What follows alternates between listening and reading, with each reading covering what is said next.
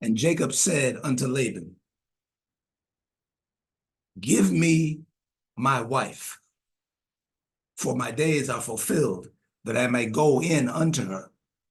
And Laban gathered together all the men of the place and made a feast. The scam already began. Because Jacob is supposed to marry Rachel. And Laban is so crooked, he put his plan into effect right away. And Laban gathered together all the men of the place and made a feast. And it came to pass in the evening that he took Leah, his daughter, and brought her to him. And he went in unto her. And Laban gave unto his daughter Leah Zilpah, his maid, for an handmaid. And it came to pass that in the morning, behold, it was Leah. You know, now, when we get to heaven, you know, I have a question for Jacob. I have a question for a lot of them.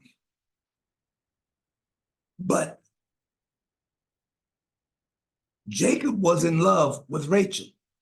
He knew Rachel. You mean to tell me, even if there were no lights in the tent, you didn't know that was not Rachel until the morning?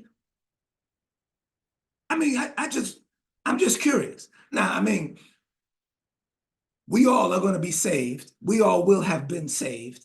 And, you know, it's water under the bridge. But I just want to know, how did you fall for that?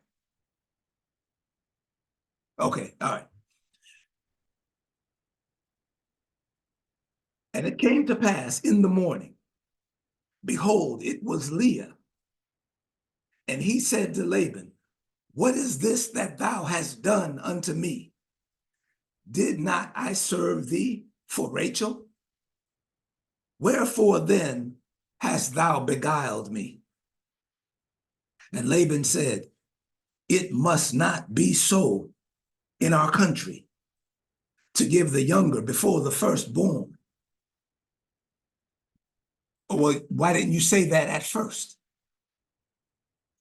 Fulfill her week, and we will give thee this also for the service which thou shalt serve with me yet 7 other years. So you got to serve me for 7 more years to get Rachel. Now remember, this is his nephew. This is just the beginning. But watch all the things he did to his nephew, his sister's son. Imagine if it was someone else.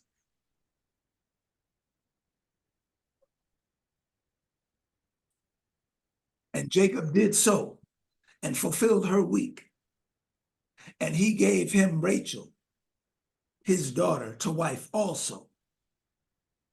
And Laban gave Rachel his daughter Bilhah, his handmaid, to be her maid. And he went in also unto Rachel, and he loved also Rachel more than Leah, and served with him yet 7 other years. Now, by the way, our subject is age of the scam. And what Laban did to Jacob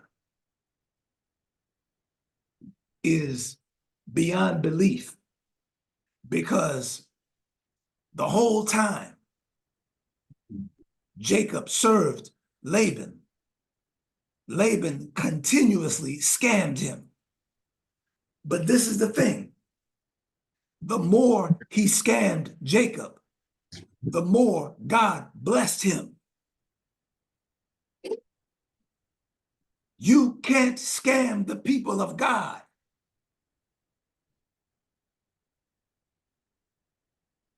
When you try to scam the people of God, you say, oh, he got him.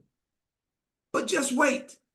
Keep watching, and you will see that the people of God will come out on top, just like Jacob did. Go to verse 31.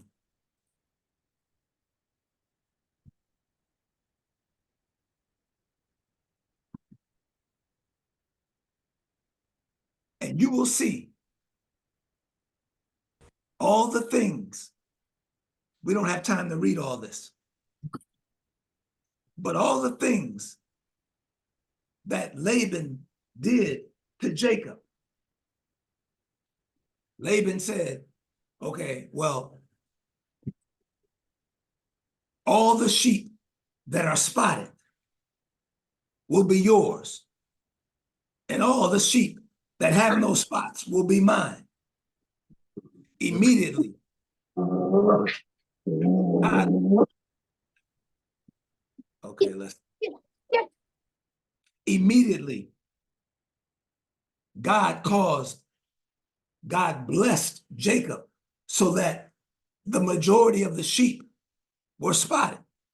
And Laban said, wait a minute, what is he doing? So he switched it. And he said, all the sheep that are spotted are going to be mine from now on. And all the sheep with no spots are going to be yours. Then all of a sudden, all the sheep that were not spotted began to multiply. Laban couldn't win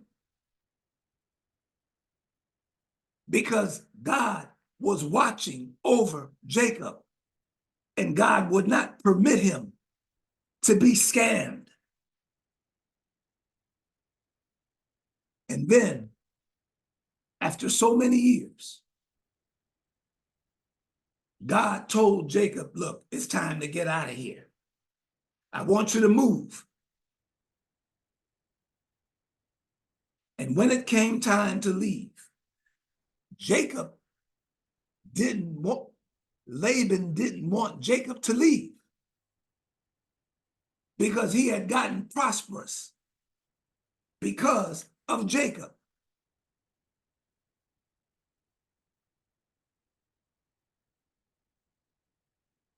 Verse 42, except the God of my father, the God of Abraham, and the fear of Isaac had been with me.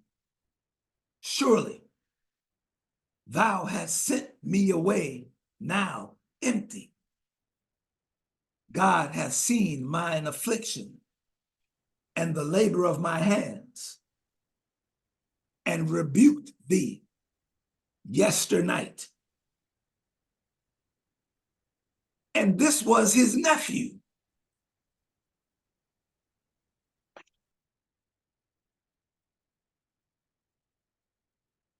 The scams that are being practiced in the world today, not just in the world, but on the people of God.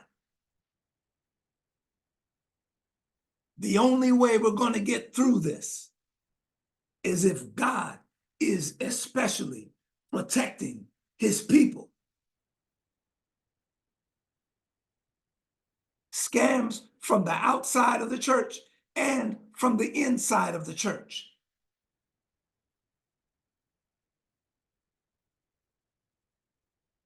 Things that are beyond our control. Many years ago, I bought a used SUV. And it was beautiful. No dents, no rust. Everything was perfect. It was beautiful inside and out. And it had 46,000 miles on it. And I got a good deal, according to the Blue Book. About a month after I purchased it, I'm driving down the road and I heard a loud noise in the front axle. Something broke and I was stranded on the side of the road. I called my friend and he came and he repaired it. A few weeks later, something else happened. And I had to get that repaired. A few weeks later, something else happened. And I had to get that repaired. So I'm talking to my mechanic, who was my friend. And we're saying, look, something is wrong with this vehicle. Too many things are happening. Maybe it was in a flood or something is going on. And then about 4 months after I had purchased the vehicle, I got a letter from the Department of Motor Vehicles. And it said to me that the vehicle that you purchased, and I don't know how they found out because I didn't know. It said the vehicle that you purchased with 46,000 miles actually had 250,000 miles on it. And then the last paragraph said that I am to call the dealer and make an arrangement to go there to pick up my check. And I went there. I called them the next day and I went there and I picked up my check for several $1,000s. They thought they had scammed me. But in the end, I came out on top. And that was by the grace of God, because I had no idea what had happened.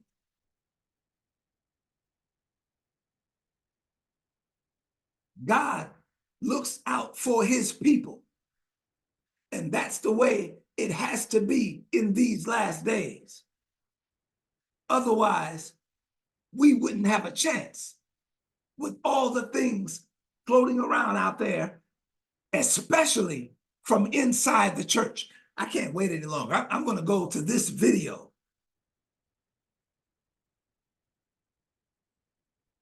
And I'm going to show you how the people of God are being scammed. That's just not factual. The Sunday law is not.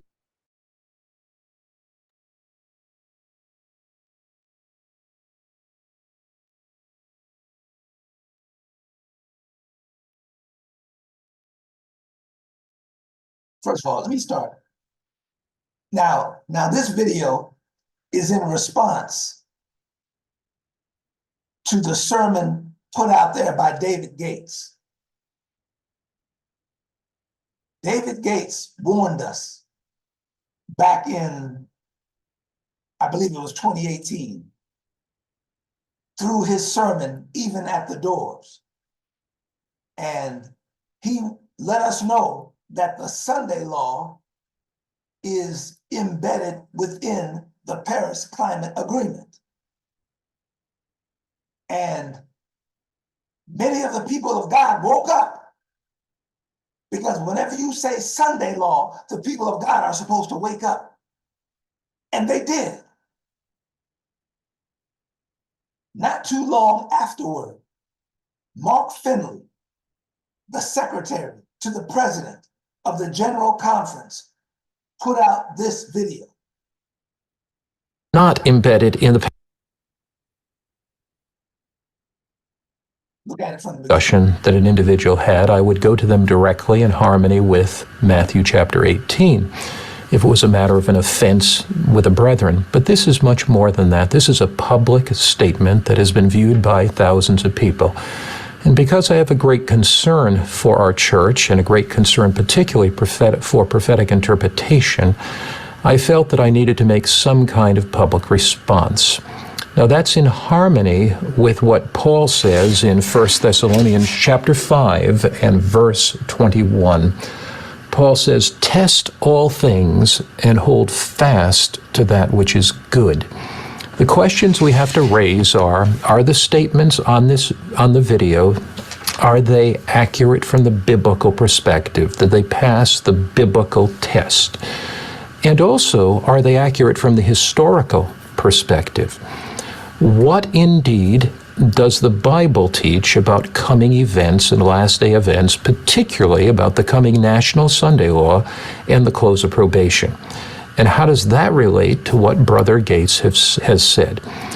Now, one must be very careful not to judge the sincerity of another individual. I certainly wouldn't judge the sincerity of our dear brother. Neither would I judge his genuineness. The only thing I want to evaluate is from a biblical standpoint, is what he said accurate? He also makes some statements about the church and about the change of our fundamental beliefs. Are those statements accurate? He also makes some statements about a recent document voted by the 2018 Annual Council. Are they accurate? So in this video, we're not judging a person's motives at all, but we're just... Okay, now, he's making a video. He took his time. This video is 39 minutes and 50 seconds.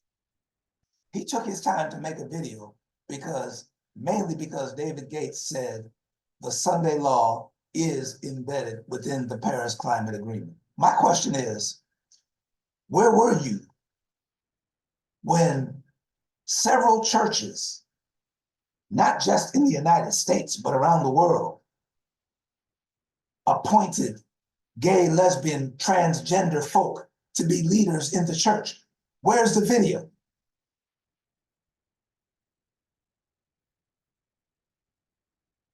Where's that video? Here it is right here, the part that I want to show you.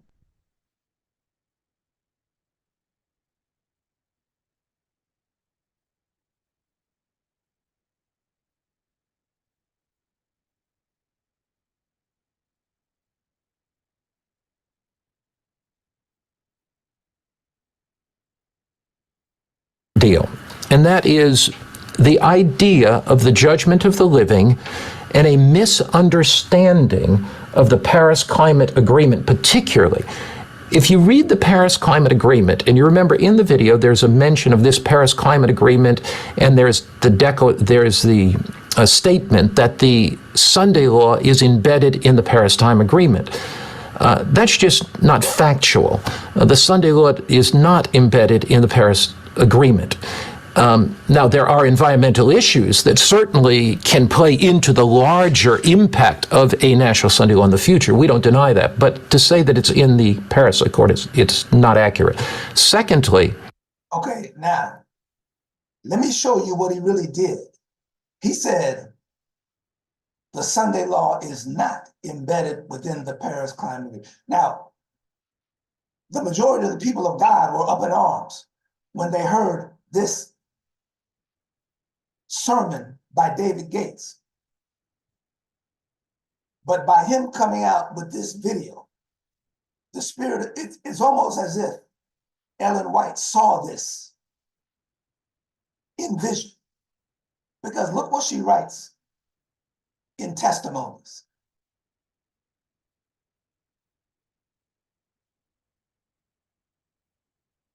But let's read this first.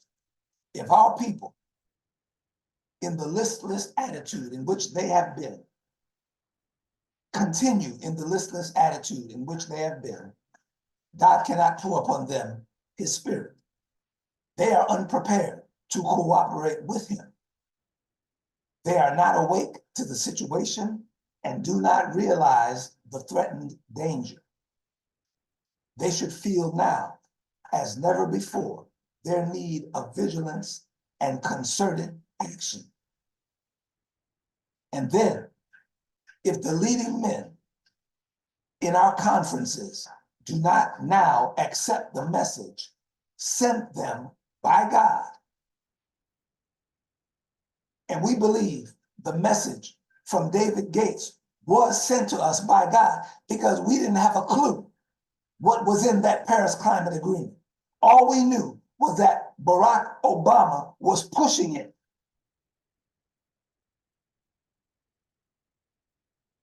And fall into line for action, the churches will suffer great loss.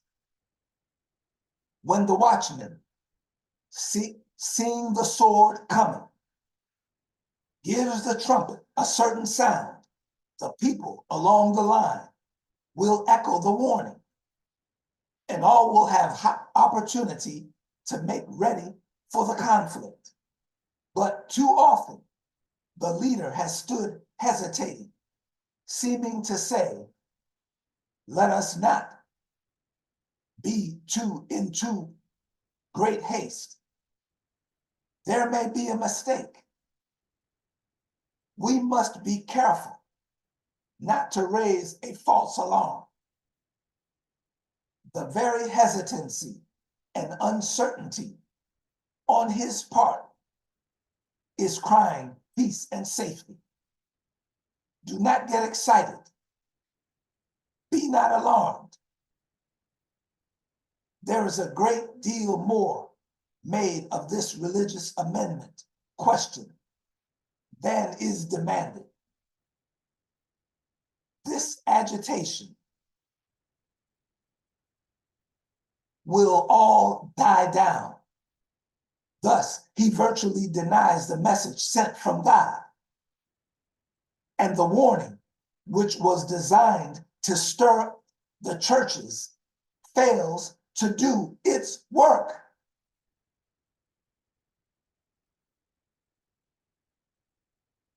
The trumpet of the watchman gives no certain sound, and the people do not prepare for the battle.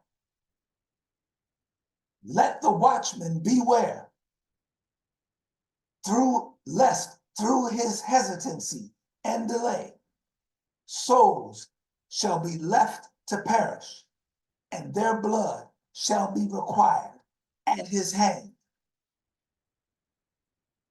When David Gates gave the warning sent to him by God, the leaders of our church nullified the warning.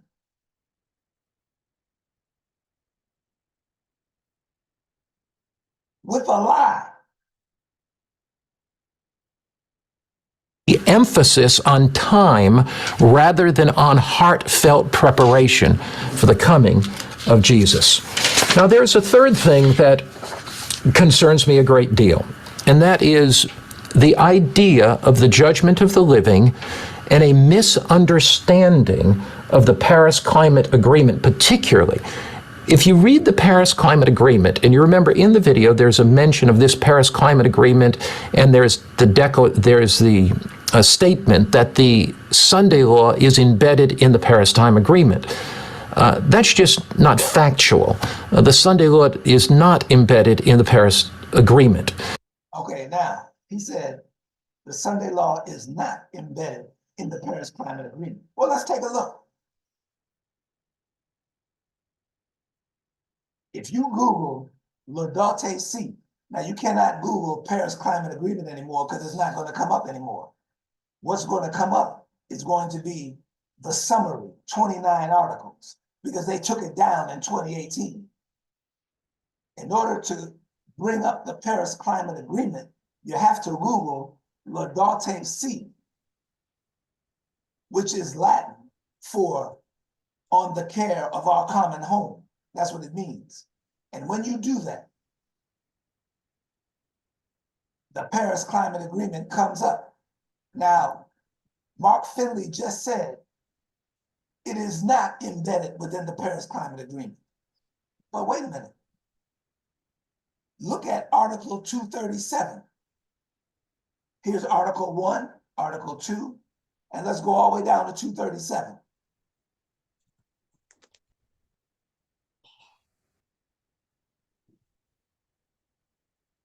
There it is right there.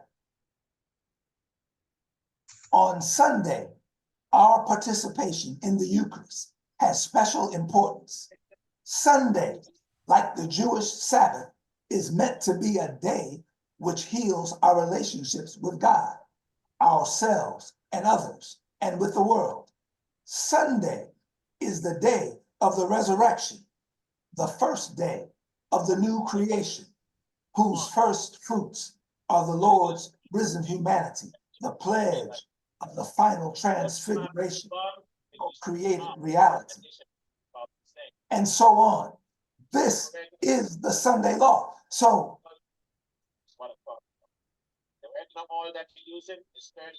it's a lie. He's lying to the people of God. And many of the people of God are being scammed.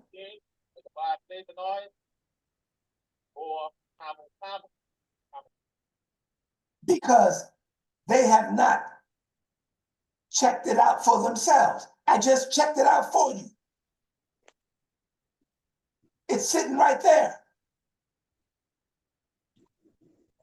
So when David Gates got everyone riled up, he nullified everything and said David Gates is a rogue preacher when he was sent to us by God. And by the way,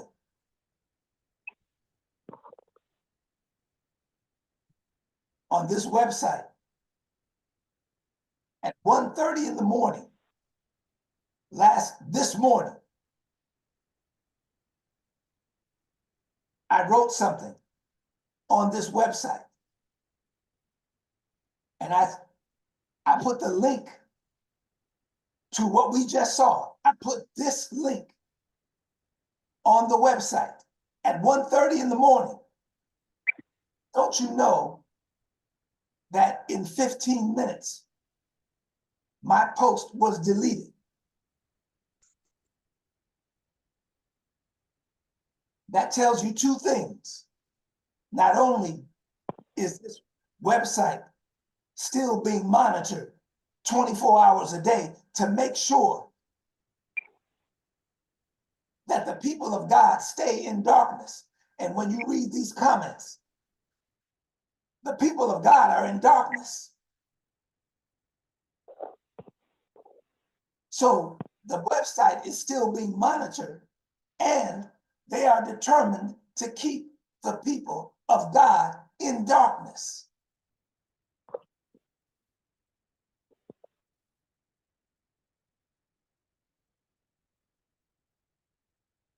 Right.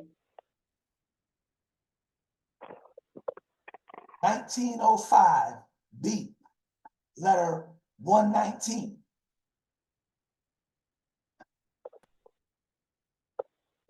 Through the preaching of the gospel, Satan and his angels are cast out from people's minds. Through faith in the preached word, people are enabled to gain the victory, and the devil loses his hold upon them. Satan will eventually lose his power over all who continue to believe and trust in God. Satan's kingdom totters and falls before the presentation of sanctified truth.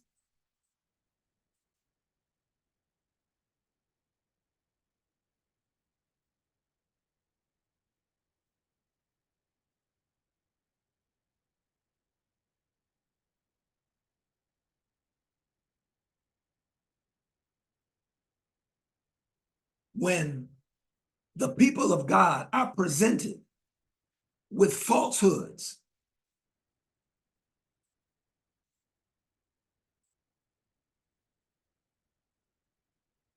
they are being scammed. They're under a delusion. But when they are presented with truth, the scam is broken up. And if they take heed to the truth, the power of the enemy is broken.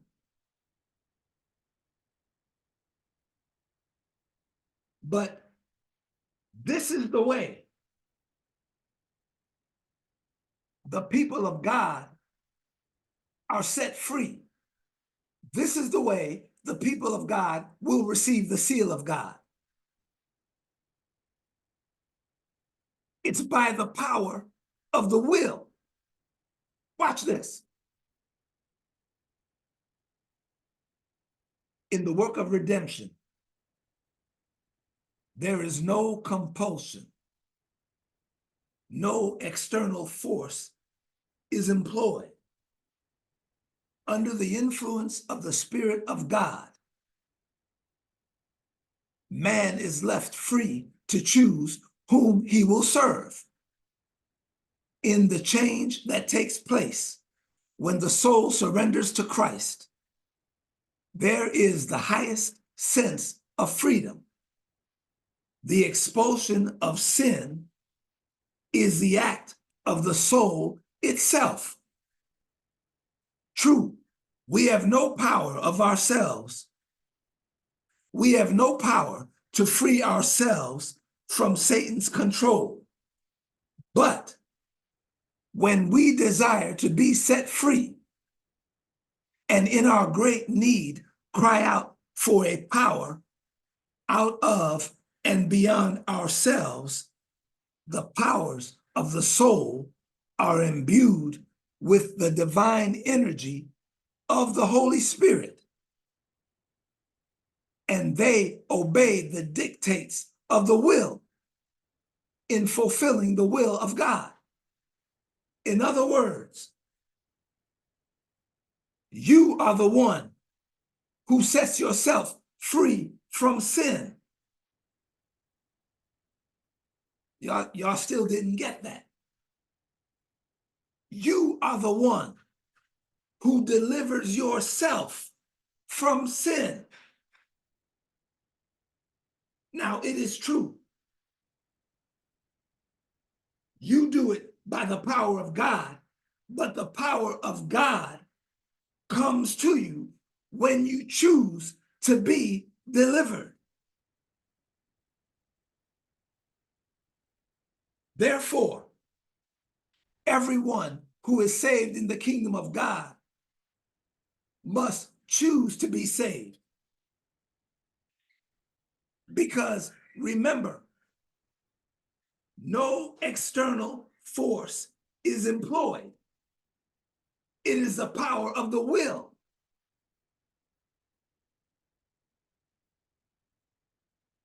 When the will chooses to get the victory over sin, then divine energy comes to the soul and enables it to get the victory over sin. But the divine energy is not going to come until you choose, until the power of the will chooses to be set free. Anybody who gets to heaven will get there because they chose to be there. And if you don't get there, it is because you chose not to be there. I just read it.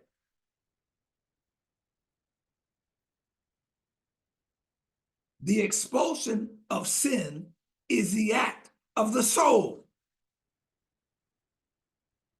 True, we have no power to free ourselves from Satan's control. But when we desire to be set free from sin and cry out, and in our great need, cry out for a power that is out of and beyond ourselves, then the powers of the soul are imbued with divine energy of the Holy Spirit, and they obey the dictates of the will. See, God is not going to force you to do anything, and God is not going to do anything that you don't want to do. Now, this makes it crystal clear. As the will of man cooperates with the will of God, it becomes omnipotent. Oh, I know you didn't get that. Now, it's going to take you weeks to understand this. You're going to have to think about this over and over and over again until you get it. As the will of man cooperates with the will of God, the will of man becomes omnipotent, all-powerful.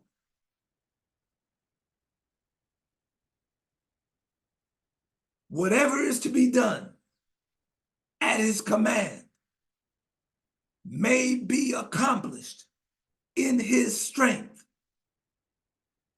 All his biddings are enablings.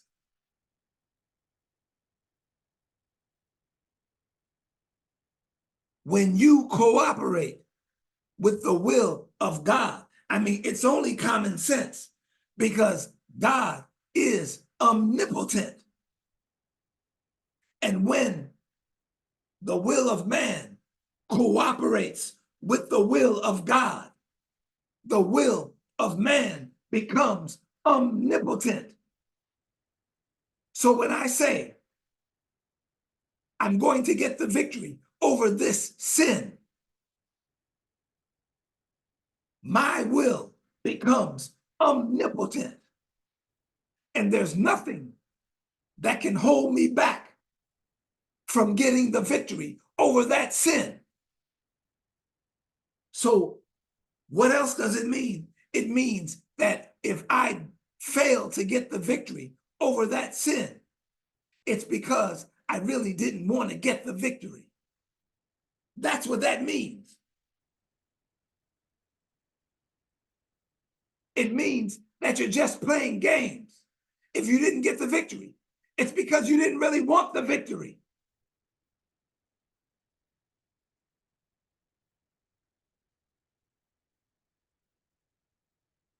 And that proves it right there. When the will of man joins with the will of God, the will of man becomes omnipotent. And there's nothing that can stop you because nothing can stop God. So stop playing games and stop fooling around. If you really want the victory, you will get the victory.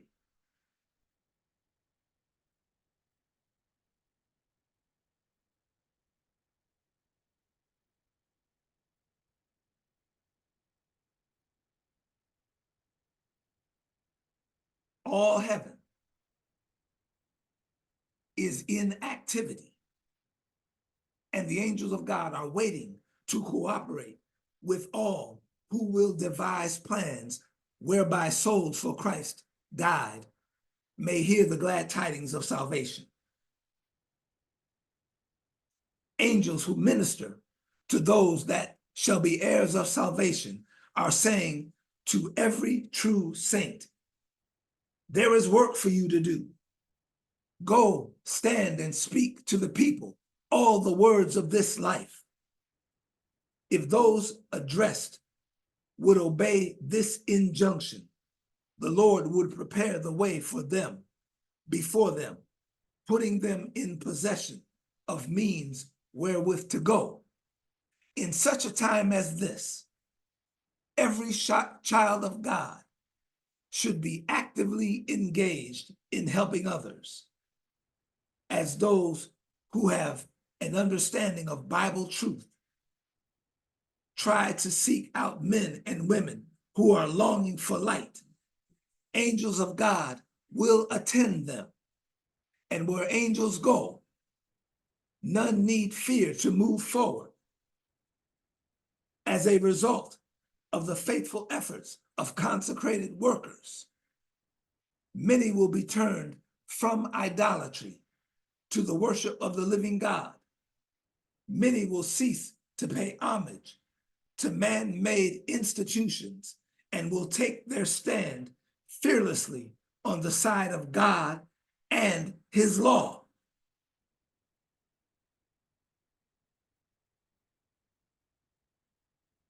Second Thessalonians 2, verse 11. And for this cause, God shall send them strong delusion, that they should believe a lie, a scam.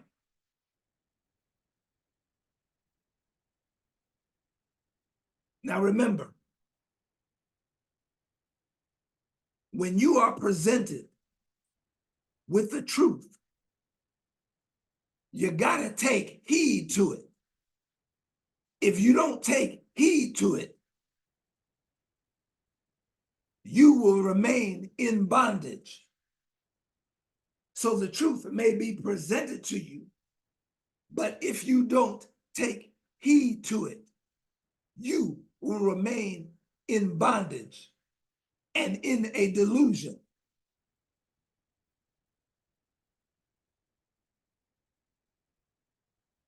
And with all deceiving, even him whose coming is after the working of Satan, with all power and signs and lying wonders, and with all deceivableness of unrighteousness in them that perish, because they received not the love of the truth, that they might be saved. And for this cause, God shall send them strong delusion, that they should believe a lie.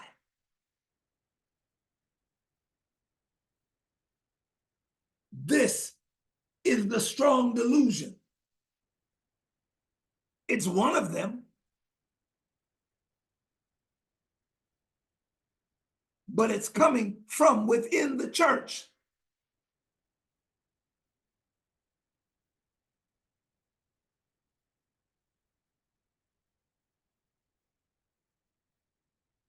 For this cause, God shall send them strong delusion, that they should believe a lie, that they all might be damned, who believed not the truth, but had pleasure in unrighteousness. God sent David Gates, but then behind him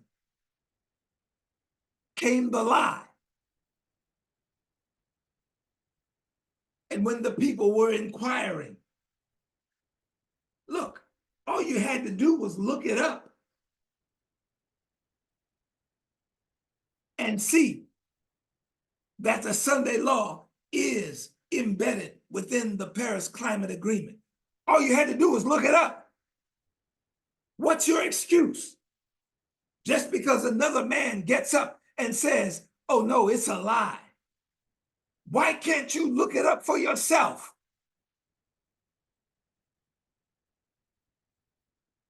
And as a result, many of the people of God are not going to be ready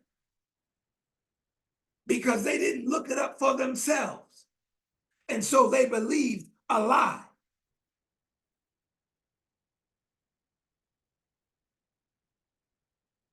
It is indicative of all the lies going around today.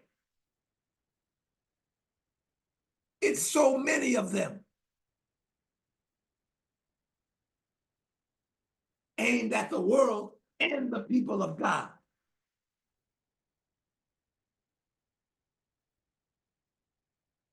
Look at some of the lies going on around today. And a big one was told during the State of the Union about a week and a half ago. Now, This is what scammers do.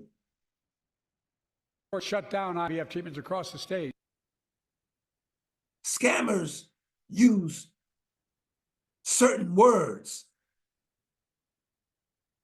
See, they know that certain words will tip you off. And so they avoid those words and they use other words in their place so that you don't get alarmed. That's exactly what Biden did during the State of the Union about a week and a half ago. Instead of saying the word abortion, he said reproductive freedom. And by the way, you will notice that many people on the Democratic side are wearing white. What does the white represent? It represents abortion.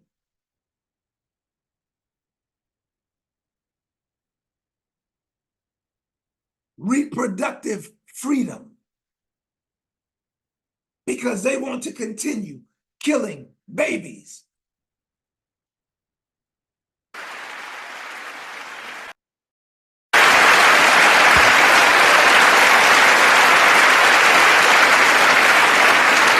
Like most Americans, I believe Roe v. Wade got it right. I thank Vice President Harris for being an incredible leader defending reproductive freedom and so much more. Why doesn't he just come out and say abortion? All of a sudden, it's reproductive freedom. Yeah. Guarantee it nationwide.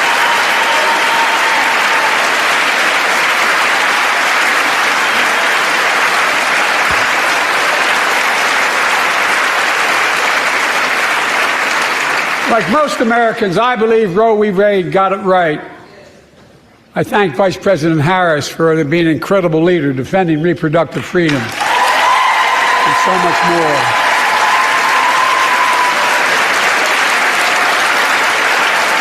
Thank you. That's what the white represents. Reproductive freedom. Abortion.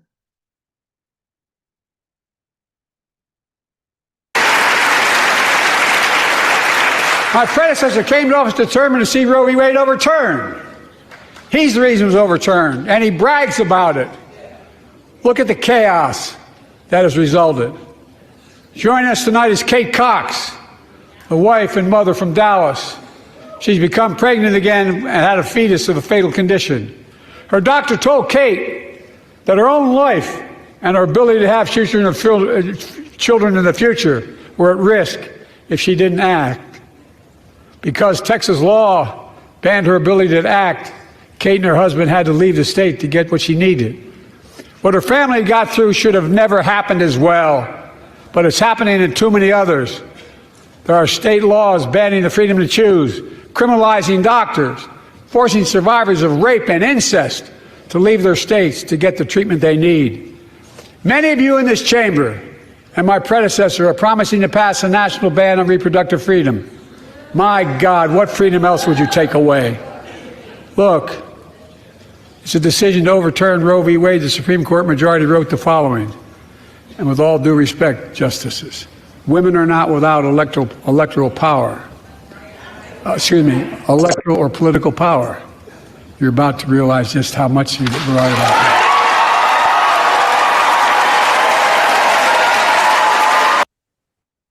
It's a scam. And most people in there know it. Now, this is the one we looked at last week. It seems like Fox Business. We have to see this again because watch Bernie Sanders. How he won't even let the reporter ask the question. And he keeps cutting her off. And she never did ask the question because he continued to cut her off. Why is Bernie so afraid Because what he was just doing in that hearing was that he was pushing the 32-hour work week. And we already saw that the 32-hour work week is nothing but the Sunday day of rest. But he can't come out and say that. He has to disguise it by saying, we're trying to make the rich pay their fair share and take the burden off the middle class. It's a scam.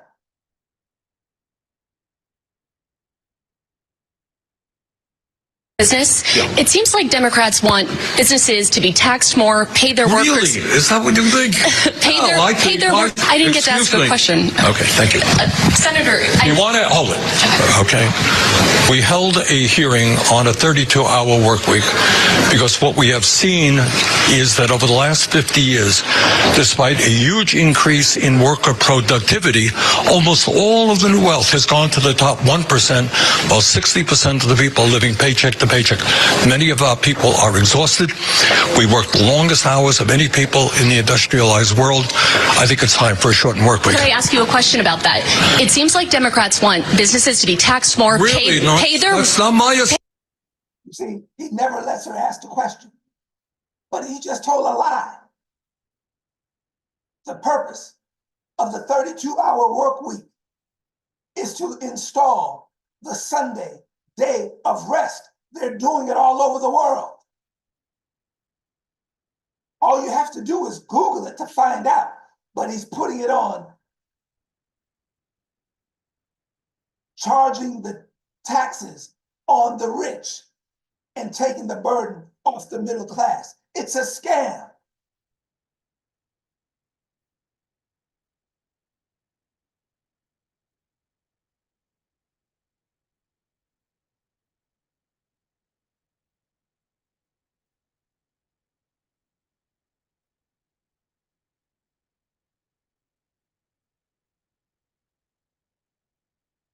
Exactly as the spirit of prophecy said it.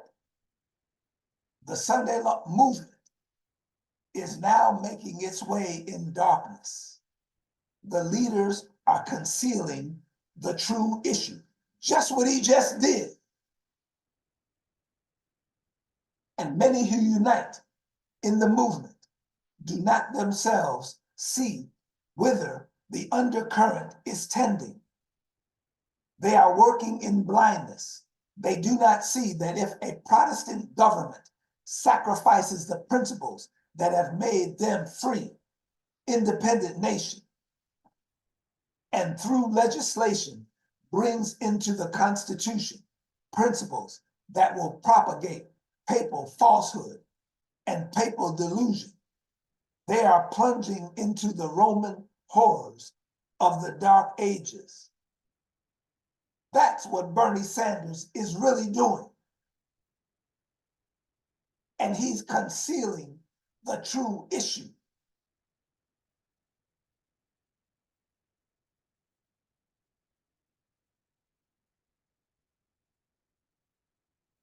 With us now, Dr. Liberty Vittert, professor of data science at Washington University and the smarter of the two Vittert children. Nice to see you. Congratulations on your congressional testimony. Great. Is this really a thing that could even happen? Or from your sitting vantage point in the hearing room, was it a purely political theater exercise? I think this is clearly political theater because, first of all, it would completely destroy the American economy if it happened.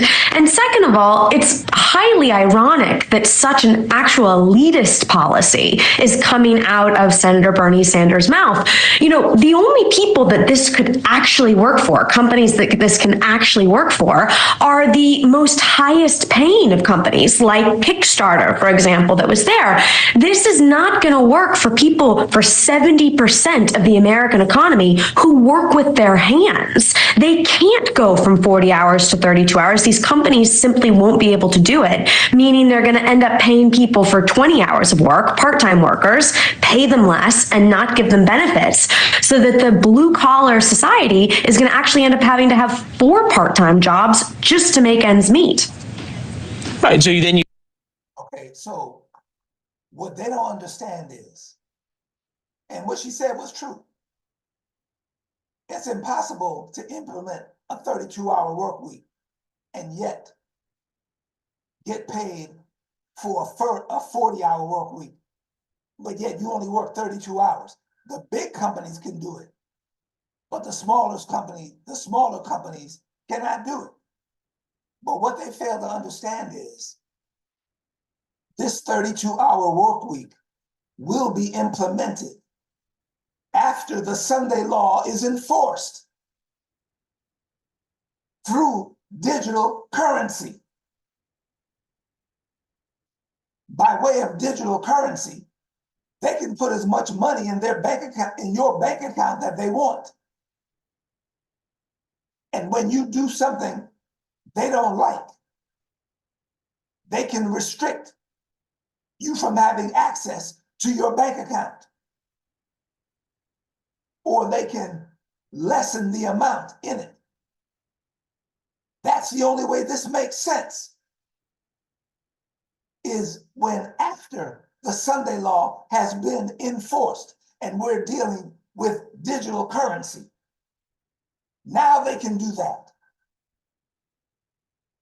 And they are going to do it. And anybody who does not go along with what they say, your access to your bank account will be restricted unless you receive the mark of the beast. That's what they're really talking about. And Bernie Sanders knows it.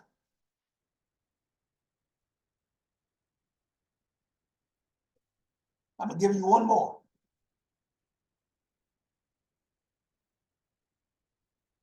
Particularly,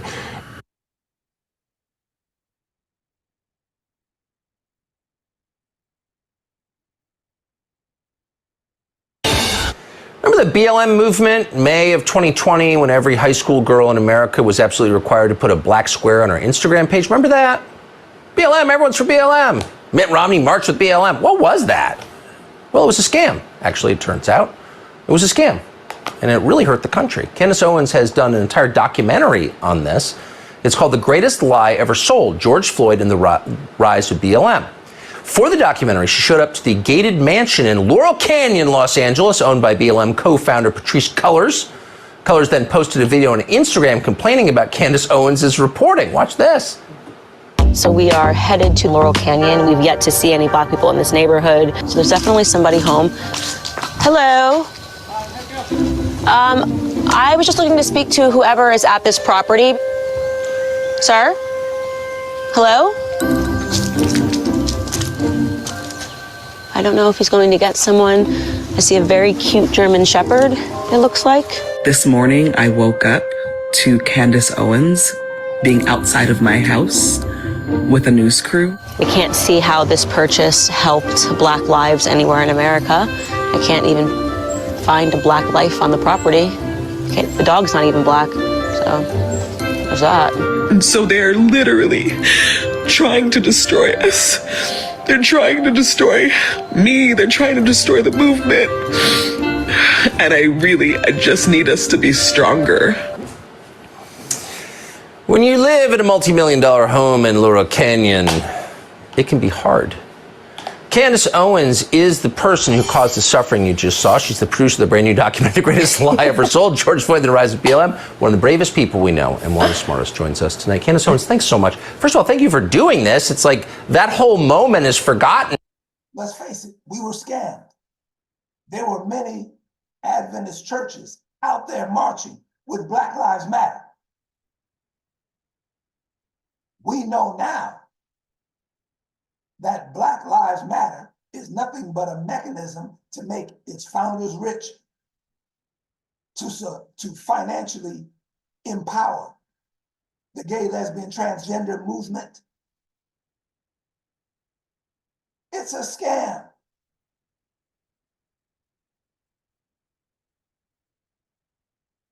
But the people of God will not be scammed.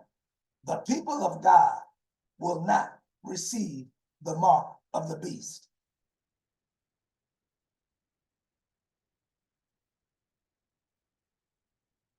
Just like in our story, no matter what Laban did to Jacob, Jacob always came out on top because God made sure of it.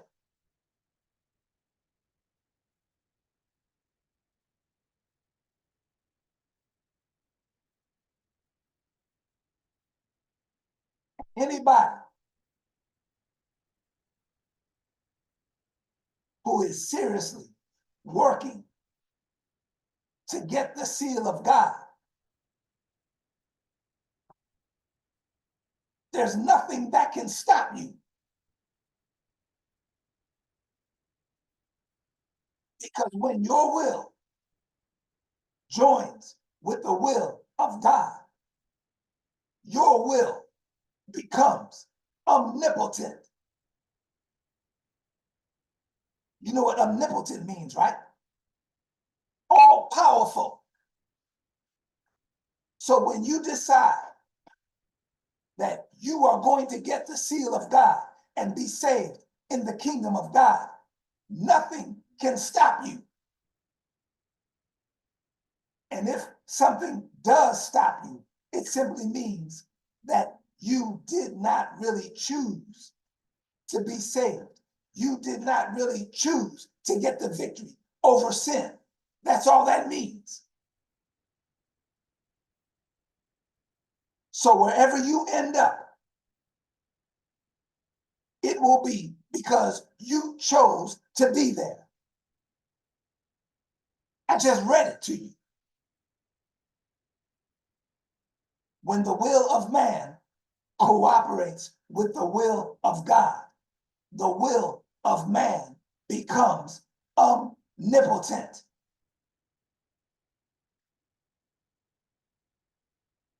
I saw that some of the people of God are stupid and dormant and but half awake.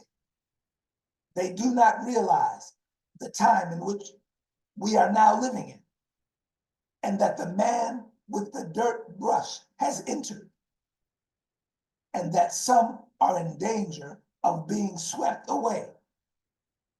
I beg Jesus to save them and to spare them a little longer and let them see their awful danger, that they might get ready before it should be forever too late. The angel said, destruction is coming like a mighty whirlwind.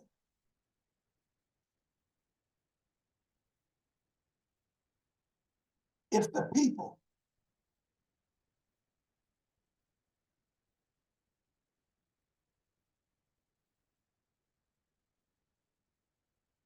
if this video by Mark Finley was not put out, many of the people of God would still be getting ready right now. But because he put that video up saying that the Sunday law is not embedded within the Paris Climate Agreement, many of the people of God believed it. And many of them are going to be lost because they chose to believe a lie. When truth is presented to you, you have to take heed to it. If you don't take heed to it and choose to believe a lie, then you're going to be lost.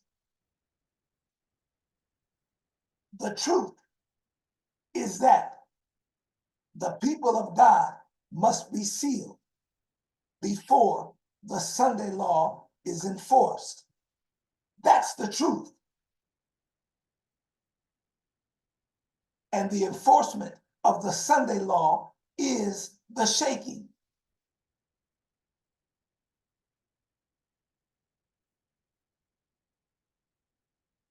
Just as soon as God's people are sealed and prepared for the shaking, it will come. So the people of God are sealed before the shaking.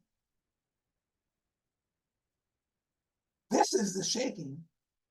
So the people of God must get sealed over here.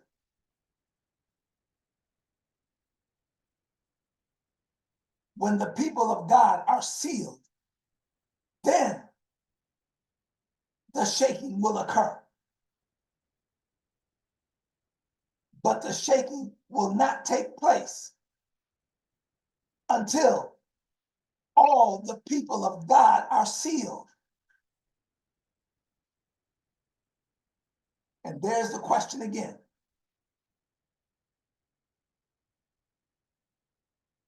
How do you know if you're one of the people of God? Because God is going to hold back the winds until the people of God are sealed. So how do you know you're one of the people of God?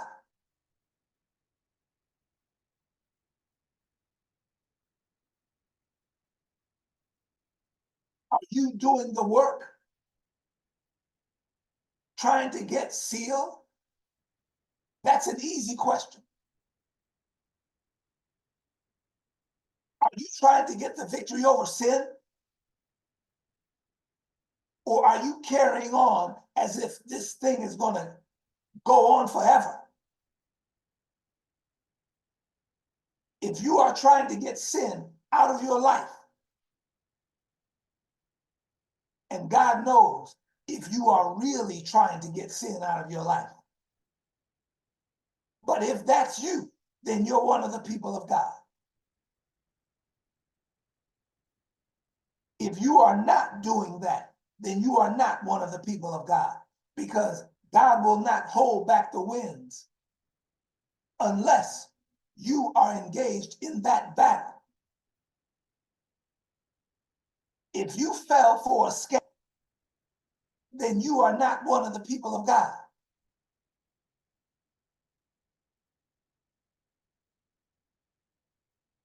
The people of God will be sealed before the shaking. And the shaking will not occur until that last servant of God is sealed. And as soon as he is sealed, the winds are going to blow. And our probation will have closed. And there will be no other opportunity to get the seal of God. Because the loud cry is for the people who never knew about the seventh-day Sabbath like we do. That's for them. And their probation will close when Jesus leaves the most holy place. See, that's another scam. Most Adventists believe that our probation will close when Jesus leaves the most holy place. That's a scam.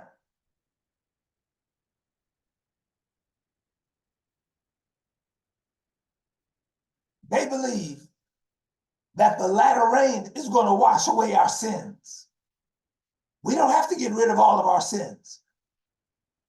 Just get rid of some of them, and then the latter rain is going to come on you and wash away your sins. It's a scam. And everyone who believes that is going to be lost. We have to get right with God over here before the Sunday law is enforced, before the shaking. And the latter rain will only come on those who have been sealed. Get it right. And anybody who is still preaching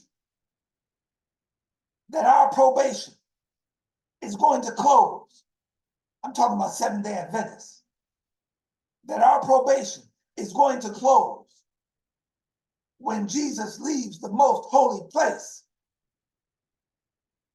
that's a lie.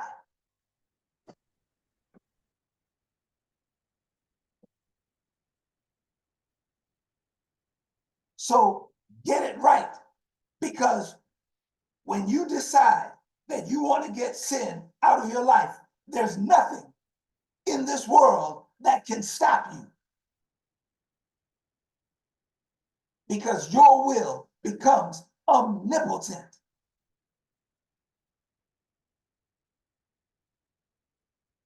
All right, now we have a couple of minutes. Let's read from Great Controversy, chapter 26.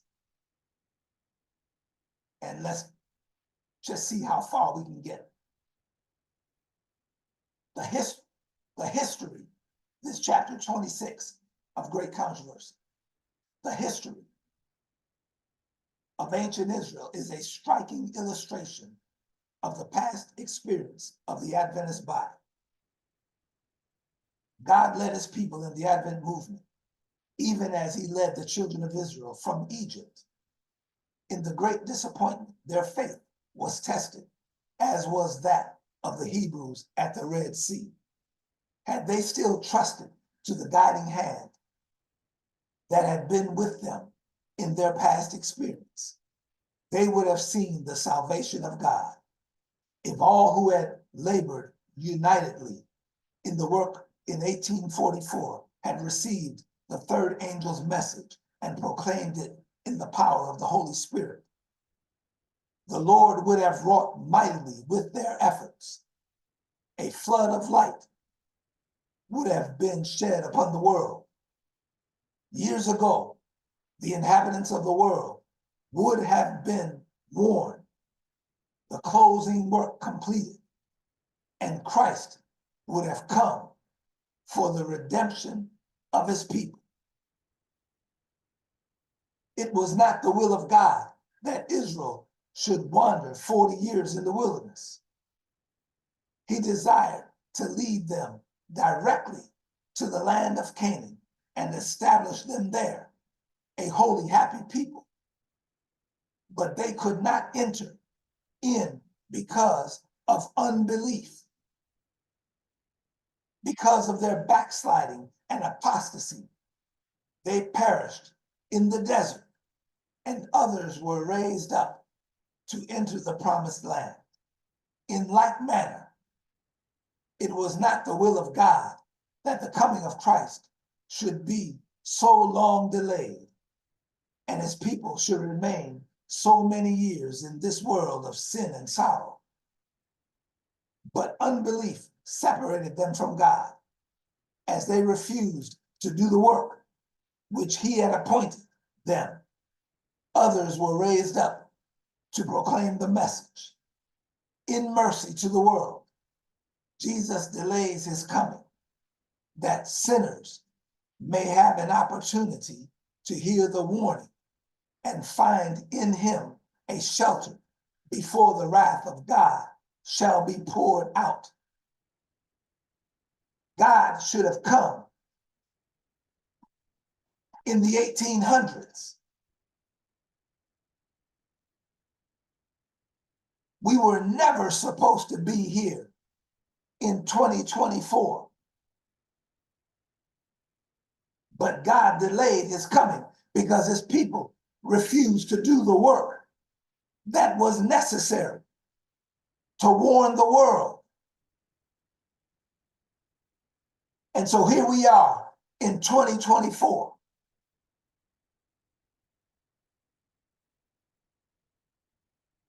And there's still work to be done.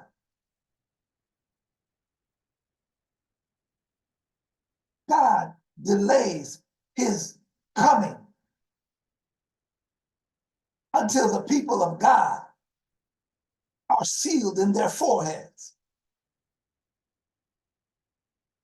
And anybody who determines that they're going to get right with God, God will wait for you.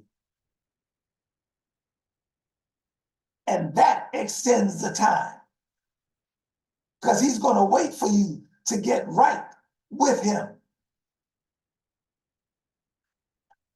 Now, as in former ages, the presentation of a truth that reproves the sins and errors of the times will excite opposition. Everyone that does evil hateth the light, neither cometh to the light, lest his deeds should be reproved. As men see that they cannot maintain their position by the scriptures, many determine to maintain it at all hazards, and with a malicious spirit, they assail the character and motives of those who stand in defense of unpopular truth. It is the same policy which has been pursued in all ages. Elijah was declared to be a troubler in Israel. Jeremiah, a traitor. Paul, a polluter of the temple. From that day to this, those who would be loyal to truth have been denounced as seditious, heretical, and schismatic. Multitudes who are too unbelieving to accept the sure word of prophecy will receive with unquestioning credulity an accusation against those who dare to reprove fashionable sins. This spirit will increase more and more, and the Bible plainly teaches that a time is approaching when the laws of the state will so conflict with the law of God that whosoever would obey all the divine precepts must brave reproach and punishment as an evildoer. That's all we're going to do. We're going to read today, because I'm still thinking about Bernie Sanders and the effort the enemy is going through to make sure that the people of God are not ready. I mean, the enemy is going out of his way.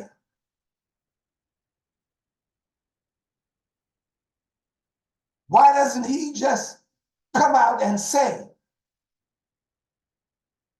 the 32-hour work week is to get ready for the Sunday day of rest? Why don't he just come out and say that? Why do they keep deleting my posts when I refer to the Sunday law embedded within the Paris Climate Agreement? Because the enemy does not want the people of God to be alerted. He wants to keep them in the scam so that they are not aroused and start trying to get ready. Because even the enemy said himself, if the people read and take heed to these things, there's nothing we can do. And the reason he says that is because when the will of man cooperates with the will of God, the will of man becomes omnipotent. The enemy knows that.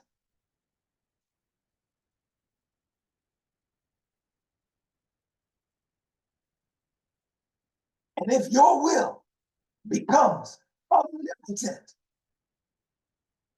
there's nothing that can stop you from getting sin out of your life or from doing anything else you want to do in accordance with the will of God. Nothing can stop you. So then, why is it that the people of God are not doing more? Because they have not chosen to do more. Because if they choose to do more to spread the gospel before probation closes, they would do it. Because there's nothing that can stop them. Their will becomes omnipotent. I told you, you got to think about that for a while before it settles in.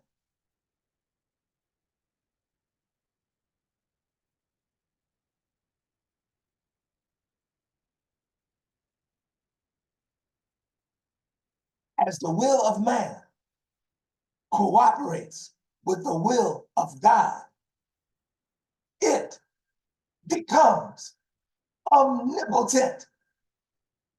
And we cannot afford to forget it. All right, now, let's do some current events.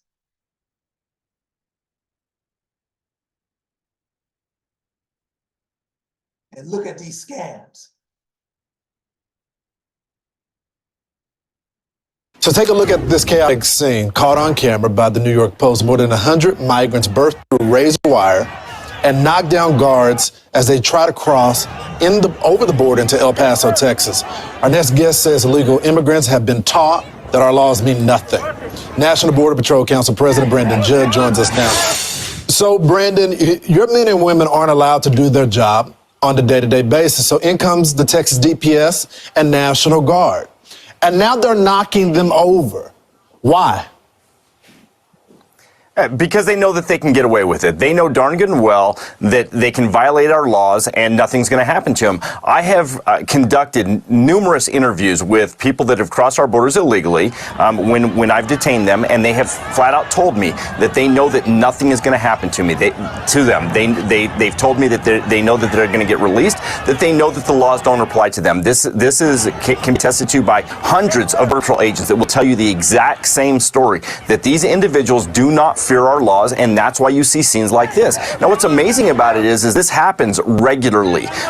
This is just the first time that it's been caught on camera. All we have to do is go back to the Haitian migrant crisis, where we saw this over and over again.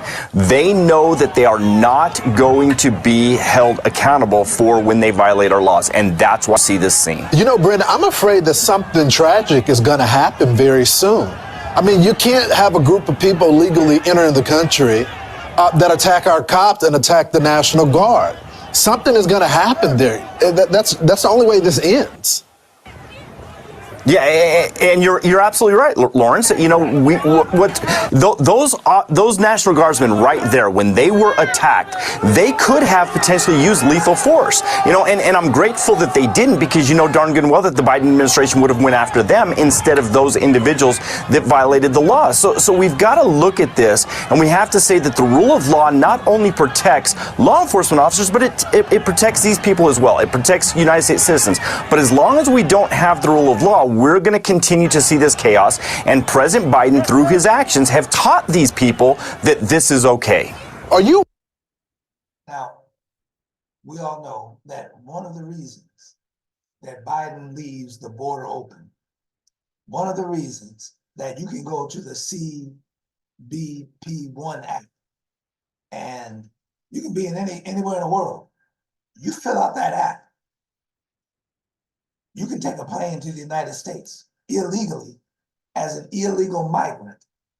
And when you get here, they will give you a debit card, they will put you up, they'll give you a job, everything. One of the reasons he's doing that is so that when these people get here, they will vote Democrat. They will vote for him. But we just found out something.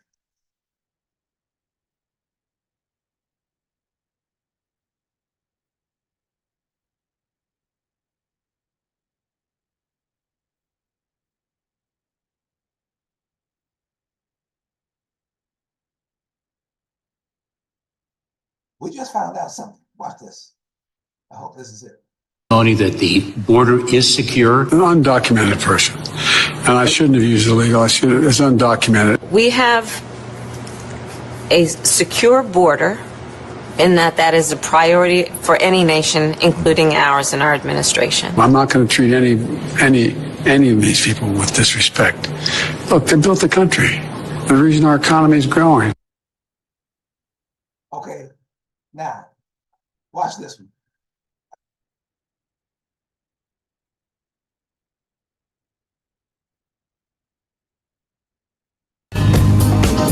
So follow me. Hey, come on. Where a army of criminal aliens attack our men and women in uniform, storm over them, and then march into this country who live here. There's an illegal alien that just did an interview with CNN. And this guy says, nope, I want Trump to be president because Trump's a nationalist and because I came here to work and because Trump's policies create a better life for me. Check this out. Documentado. Si yo pudiera votar en este momento, votaría por Donald Trump. Él es nacionalista y quiere que este país esté bien. Aquí nacieron mis hijos y quiero que mis hijos estén bien. ¿Y por qué más? I came here with my children.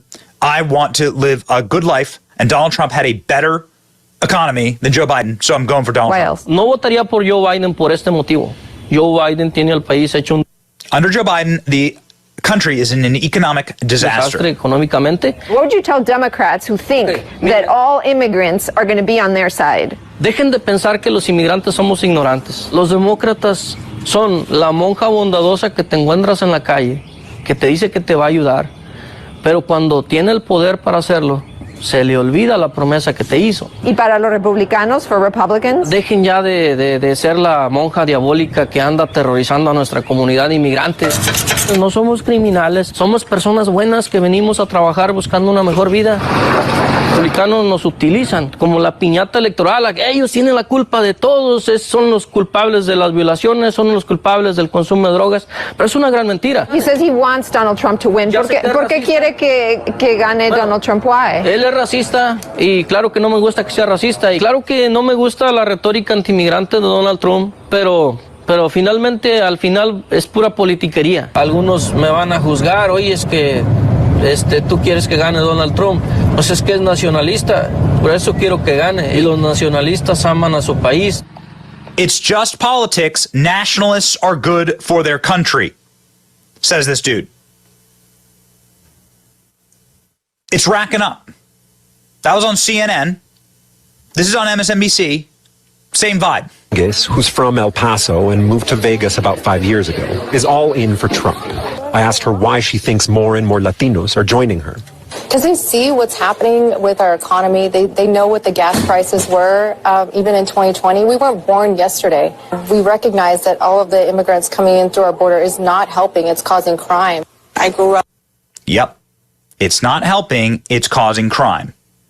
I mean, what else do you call this? What else do you call this?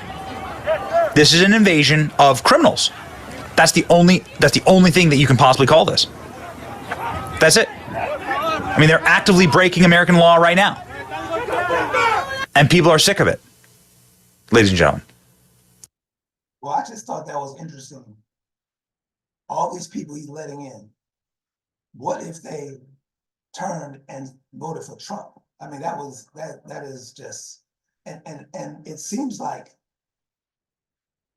no matter what they do to Trump, he gets out of it and he gets stronger. Whatever they do to him, he gets stronger. I'm not advocating for Trump. I'm just stating a fact. Because we know God used him before.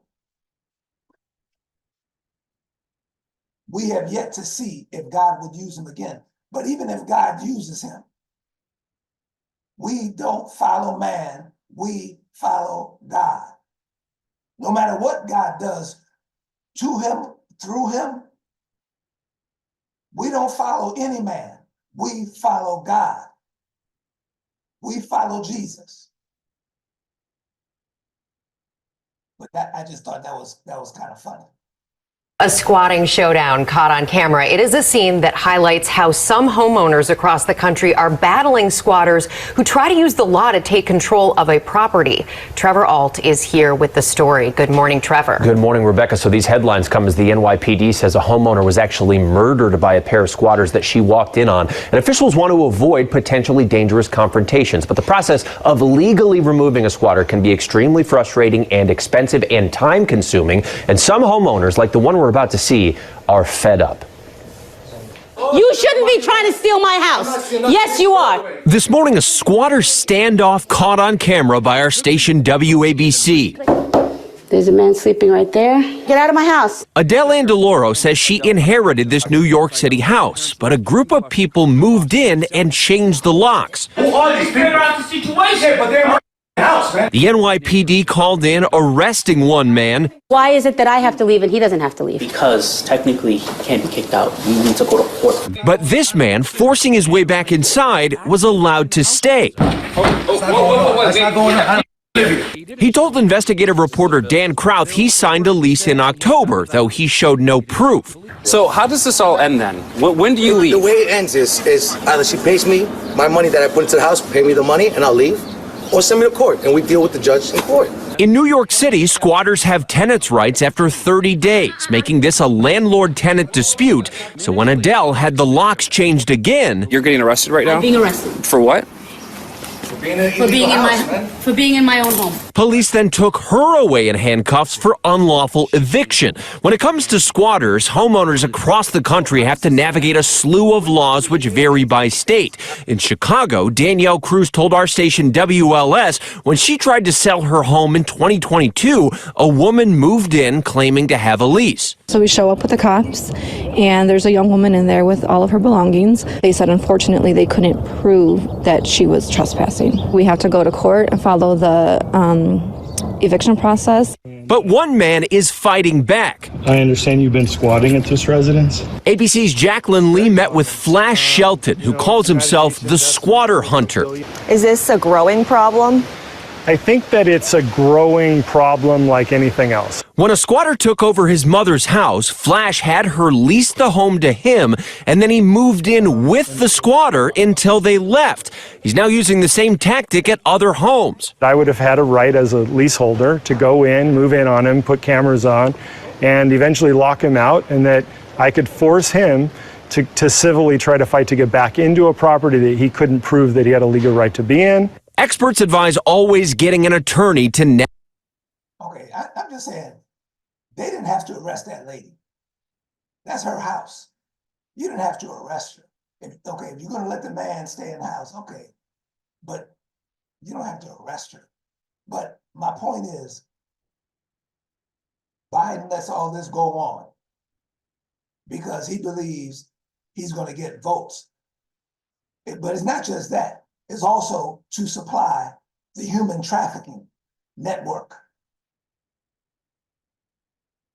and all the demonic activity that goes on. If he wanted to close the border, the man made like almost 200 executive orders.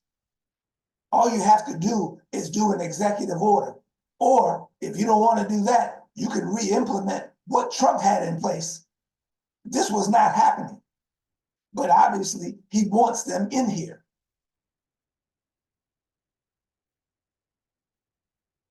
But I'm afraid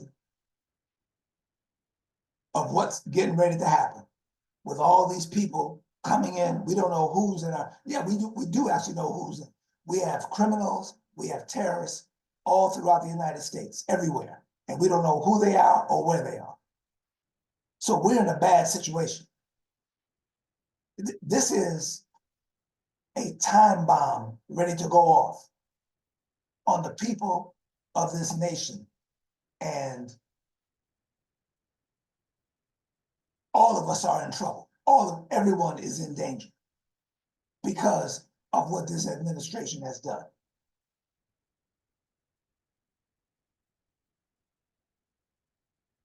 Well, something very strange is happening in Texas. Besides millions of illegal immigrants pouring across the border, which we just covered, the state is dealing with the largest fires in Texas state history.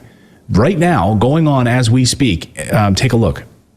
As crews fight on, the largest fire in state history remains only 15% contained. The Smokehouse Creek fire torching more than 1 million acres, hundreds of homes, and leaving at least 2 people dead. While the cause remains under investigation. Yeah, still under investigation. We still don't know. We still have no idea what's going on. And that accounts for a number of fires across Texas that we still have no idea, that are still under investigation 2 and 3 years later. So many years later, still under investigation. Really? Okay, some of them they've nailed down as accidental, but many of them are still wide open. We don't know what's causing these fires. Why, if something were to explode like a piece of equipment, it would blow outward? Why are things melted inward? Why are temperatures so stinking hot that street signs have melted? Aluminum has melted. Street signs and steel. What's going on here? People dying in their homes. They can't get out. Roads being closed because they can't escape. Many are asking why now, even during a snowstorm. I mean, this footage you're seeing here on your screen, it's snowing. This is overnight. Snow, wildfires in Texas. This is all happening, and it's hurting cattle ranchers the hardest. Those are the ones hit hard. Over 88% of all beef production comes from the Panhandle in Texas. These fires could forever change the beef industry in the United States. And Governor Abbott, I thought this was really stunning, says that these fires are he's seen a lot of natural disasters. As governor, you see them. You see fires, you see hurricanes, you see everything. He says this is unlike anything he's ever seen before. I have witnessed and observed some extraordinary damage in our state. It could be caused by hurricanes or tornadoes, and frequently when you see the aftermath of that damage, there's some semblance of a structure that is still there. When you look at the damages that have occurred here, it's just gone, completely gone. Nothing left but ashes on the ground. So that's strange. Now, I just want to remind you all, so you know that. Here it is right here.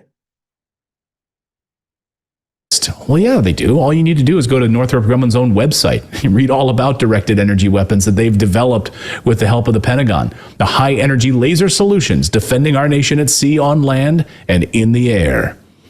It's Northrop Grumman's directed energy solutions developed high energy laser solutions to defend our nation at sea, on land, and in the air. Join the Helldivers.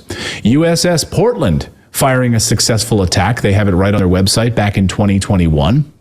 The U.S. Navy even made a video about how these directed energy weapons work. Here's the USS Portland firing their test laser, successfully firing the solid test laser. And of course, people were sharing online the other night those videos, those images of the green lasers coming from outer space, saying, is this what they saw? Freaking laser beam. Literally shot a drone right out of the sky with a laser. Like, that's what's happening here. Mark Esper from the Pentagon was proud to talk about the directed energy weapons program and the funding that the Pentagon is providing for these programs. Listen. Secretary of Defense Mark Esper, it's an honor to join you for this year's Air, Space, and Cyberspace Conference. Thanks to our largest research and development budget in the department's history, we are advancing critical technologies to maintain our military edge in areas such as hypersonic weapons, directed energy, and autonomous systems. As G. Fontes in our Rumble chat says, conspiracy theory equals fact. Well, yeah. And here's another look at it. Because this is what happened in Maui.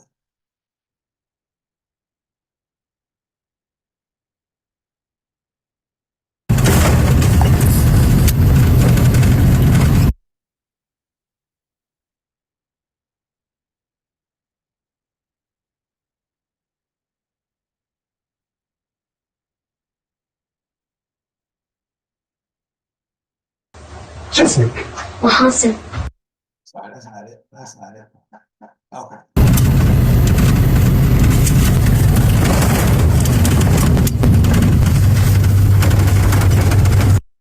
we had a video of the actual lasers someone caught it on camera, made a video of the lasers coming from outer space and starting the fires right near houses. And I thought I had it up here, but that's the same thing that happened in Maui, the same thing that happened in Texas. These laser directed energy beams. And that's what causes these fires. And that's why it does what it does to whatever it comes in contact with. That explains it. And it's the United States doing it to ourselves. But the word of God says, I will destroy him that destroys the earth. These weapons are being used to destroy the earth. And a lot more worse things are going to happen. All right, one more. قديش عمرك؟ هلا 10. هلا عمرك 10 سنوات؟ بتروحي على المدرسة؟ لا. انت بأي صف؟ أنا ثالث. مين طلعك من المدرسة؟ خطيبي أحمد. انت مخطوبة؟ قديش عمره أحمد؟ ما بعرف. قدك؟ لا. أحمد كبير أو صغير؟ طويل. مساء الخير أحمد. خير، مساء النور. مين بيكون محاسن؟ خطيبتي. قديش عمرك أحمد؟ أنا 25 سنة. عمرك 25 سنة. ومحاسن عمرها 10 سنين. قديش كان عمرها لما تعرفت عليها؟ هي شي 8 سنين. كان عمرها 8 سنين لما تعرفت عليها. يعني هلا فيك تقول فايتة بال 11. كيف تعرفت عليها؟ يعني في قربة بيناتنا. في قربة بيناتنا؟ ايه. الزواج أين تم؟ الزواج بس لتكبر شوي. يعني أين تم؟ شي سنة بس تصير هيك شوي كبيرة يا بالدرجة. شو بيختلف من هلا عمرها 10 سنين لبعد سنة؟ شو ممكن يختلف؟ يختلف كثير.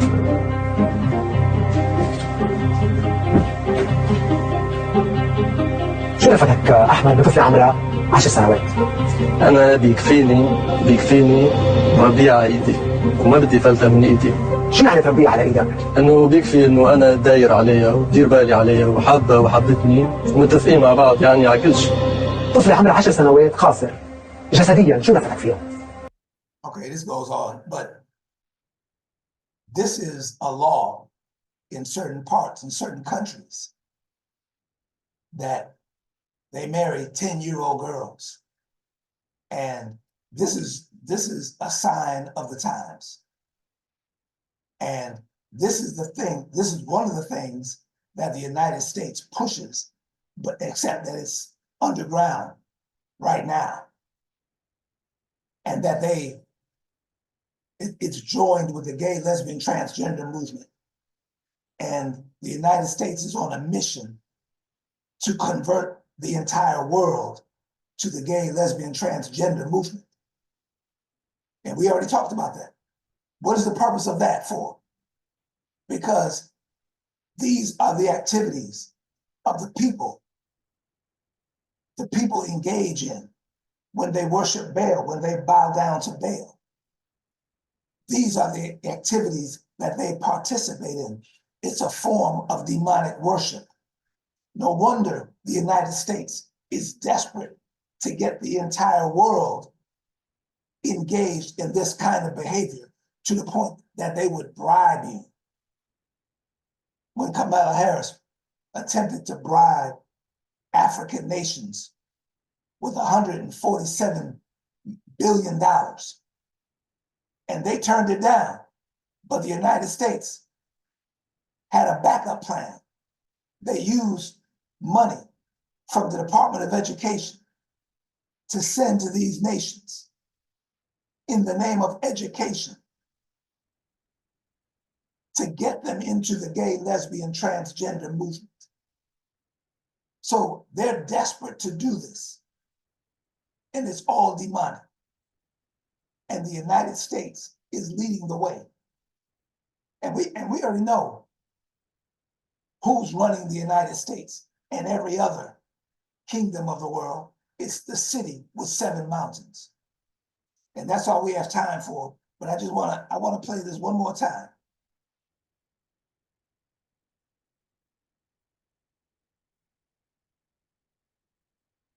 Did I lose it? I think I lost it. Of Mark Finley telling the entire Adventist world that the Sunday law is not embedded within the Paris Climate Agreement. And he was lying. But the thing is, it's not all his fault.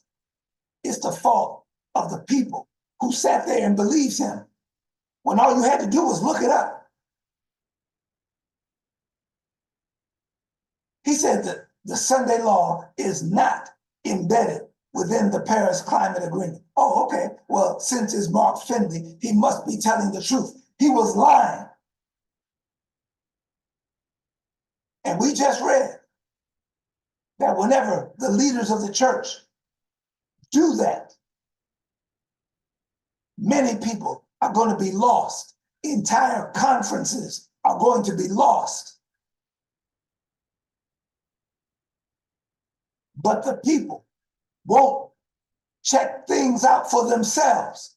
They sit back and depend on the leaders. That's a recipe for disaster. We're supposed to look up everything for ourselves and not take the word of anyone.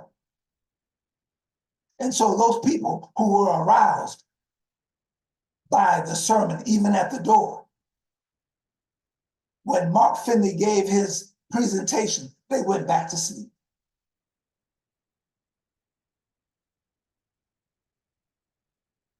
Let's have our closing prayer. If there are any questions, bring them on the other side. Father in heaven, we thank you for being with us today. We thank you that the people of God will not get scammed and the people of God will not receive the mark of the beast. Help us to be awake and vigilant and understand the signs of the times. Be with us in all that we do and bring us back together again, we pray. In Jesus' name, amen. Questions or comments? Yes, D. Robinson. Hi, happy Sabbath. Okay, Jacob. I often wondered that myself. Like, how did he not know that it wasn't Rachel? But you know, like, unlike today's, I guess, social interaction, you know, like there was no like hugging or kissing, anything like that before they got married. So, and even in some countries now or cultures, the brides are heavily veiled. Yes. And so he wouldn't know. Did you see how many of them it was? Like a mass wedding. But this is one of the signs of the time. This kind of thing is going on in the United States and behind the scenes, so that even I remember Putin making a statement, and he said,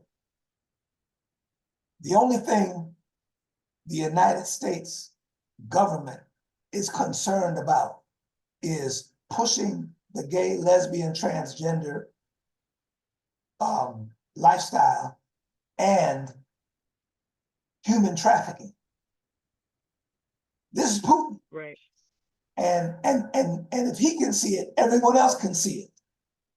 They know the United States, instead of getting those African nations on our side, the United States couldn't care less about that. Get them into the gay, lesbian, transgender movement. Who cares about national security? And it's something that people don't understand unless you understand that the United States at the highest level is being run by demonic entities. And Dr. Mike? it shows us how close we are to the end. And it can't go on much longer like this. Just by seeing these things, we know the world can't possibly go much longer. So these are the signs of the times, and that's why we bring it. Thank you, Donna. Yes, Claudia. Yes, my question has to do with with that posting that you had put on there at the midnight hour or later than that, and you said someone took it down. Who took it down? Was it Adventist people or was it people of the world, or who took it down? You know what? That I can't even pull it up. It's okay. It looks like it's gone. Okay, I took it down, but I can't say they were Adventists. I can't say that, but it's the same thing. Like on Doug Batchelor, Amazing Facts, when he was talking about the Sunday law, when he was supposed to be talking about the Sunday law, but he yet barely mentioned it. I made a comment and I explained it clearly about the Sunday law, and then in a few minutes that was taken off. So it's the same thing, whether it's Adventist or not Adventist. Nobody wants to say anything or want the Sunday law to be mentioned on anywhere, any platform, so they can keep the people in darkness. And his Doug Batchelor's title was The Abomination of Desolation. That's the Sunday law. And I listened to it to see if he was going to say it. And he beat around the bush the whole time. He never said it. He read one statement from Mrs. White, and then he talked about other things, and he never commented on it. And my comment came out and said it, and they promptly deleted it. And that's Amazing Facts. That's supposed to be run by Adventists. And they don't want anyone to know. Thank you for that. And I see Donna again. Oh, so they are calling it a 32-hour work week, but it's actually a 4-day work week. Yes. And it's very deceptive because he said that he said America's the hardest working or longest working, something like that, but it's actually China. China works 7 days a week. So when the Sunday law is presented, or this 4-day work week, they're going to jump on it. Like, oh yes, we need more time for our families and free time to, have leisure. So, because I didn't understand, like, why would people want to agree to a 4-day work week? Like, it's only 1 day less than what we work now. It shouldn't be that big of a deal. But in other countries, they're working every day. Yeah, well, if you can get paid for 40 hours for only 32 hours, most people are going to jump on that. But this is the thing. Further along in that broadcast, they talked about, before you do something like this, they look at other countries who have implemented it. And they said that at first, everyone liked it. Everyone was improving. Everyone was feeling better. But after a few years, it had the opposite effect.